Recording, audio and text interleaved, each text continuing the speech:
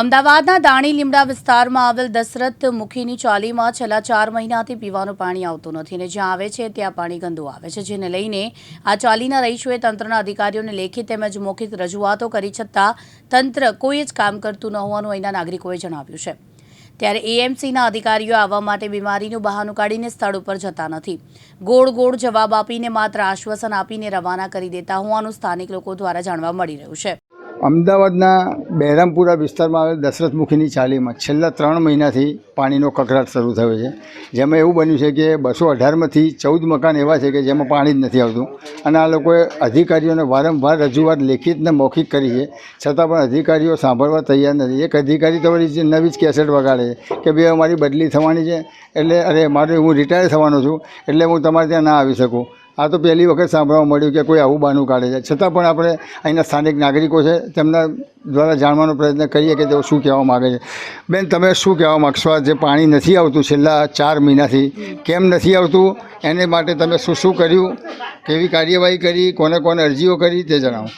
અમે ત્યાં ઓફિસે ગયેલા દાણી લીમડા મણિનગર સાહેબે એવું કીધું કે પહેલાં તો એવું કીધું કે બજેટ નથી અમારી જોડે, તો બજેટ તો અમને ચૂંટણી પછી થશે। અત્યારે અમે એવું કીધું તો અમને એવું કીધું કે હું રિટાયર થવાનો છું, હું બીમાર પડી જઈશ તો મારા છોકરા રસ્તામાં આવી જશે, મને કંઈ થઈ જશે તો, એટલે અમે ધક્કા ખા કરીએ છીએ, કોઈ જવાબ આપતું નથી, કોઈ ધ્યાન આપતું નથી, સાહેબો રજા ઉપર જતા રહે છે।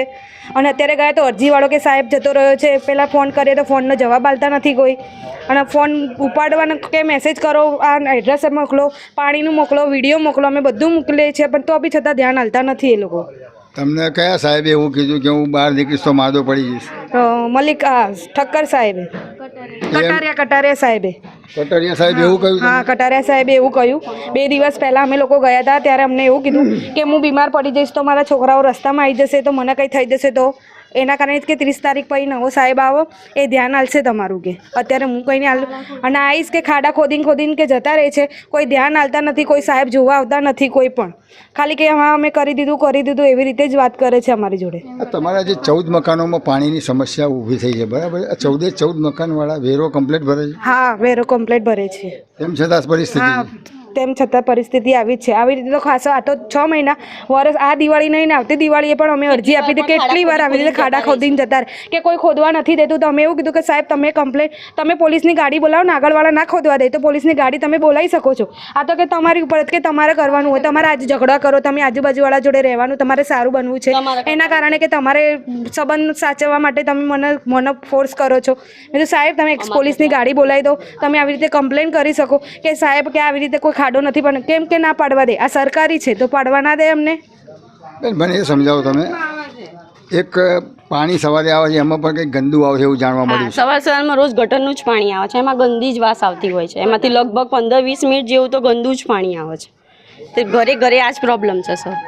14 મકાનમાં એવું જ છે, પહેલાં તો ગંદુ જ પાણી આવે છે, અહીંયા ગટર લાઇનની બી પ્રોબ્લેમ છે।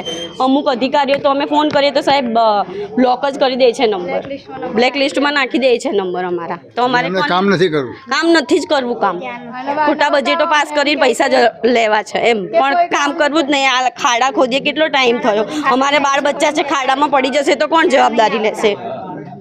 તો હવે માની લો આ તમે આટલી બધી મહેનત કરો છો, લેખિત મૌખિક બધી જાણ કરી તમે, અને તેમ છતાં લોકો સાંભળતા નથી, તો તમારો આગળ શું તમારી રણનીતિ હશે કે ભાઈ તમે ચાલીવાળા હવે શું કરવા માગો છો? સર અમે ત્યાં ઓફિસે જઈને માટલા બી ફોડીને આવ્યા, ઘણા કાર્યક્રમો બી કર્યા, પણ તો બી છતાં કોઈ જ આ લોકો ઓપ્શન્સ લેવા તૈયાર, રિસ્પોન્સ લેવા તૈયાર જ નથી। લેડીઝો બી જઈને આવ્યા, આજથી 1-1.5 વર્ષ પહેલાં બી આ થઈ ચૂક્યું છે, ત્યાં ગાડી બી અમે ફરિયાદો કરી છે, બધા અમારા ઘણા વ્યક્તિઓ જેલમાં પણ રહી ચૂક્યા છે, ત્યારે બી અમારા ઘણા નાગરિકો જોડે મારામારી કરેલી છે। કોને કરી હતી? પોલીસવાળાઓએ મારામારી કરેલી છે, ઘણા લોકો ધમાલ કરી હતી અને ઘણા લોકોને મારામારી બી કરેલી છે, એમાં લેડીઝો પણ હતા, ઘરડા માણસો પણ હતા, ઘરડા લેડીઝો પણ હતા, બુઝુર્ગો બધા જ હતા, છતાં લોકો અમારી ચાલીનું કોઈ જ કામ કરવા તૈયાર જ નથી.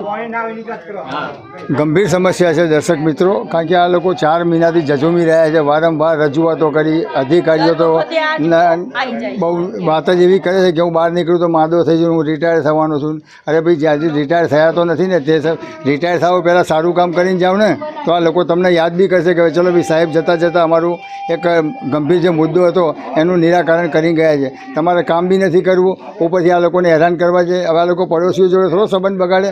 અડધા ઘરે જેને ત્યાં પાણી આવે છે એની જોડે સંબંધ થોડો બગાડે, એમને તો રોજ રહેવાનું સામની સાથે. એ સંબંધ તો બગાડાય એવો છે નહીં. તમારે આમાં એક્શન લેવા જોઈએ કે ભાઈ તમે અધિકારી તરીકે તમારી ભૂમિકા શું છે એ તમને ખબર હોવી જોઈએ. હવે જોવાનું એ રહેશે કે તંત્ર આમાં જાગે છે કે ભાઈ આંખો બંધ કરીને સૂઈ રહે છે. જોતા રહો દિવ્યાંગ ન્યૂઝ, ગિરીશ જોશી, અમદાવાદ.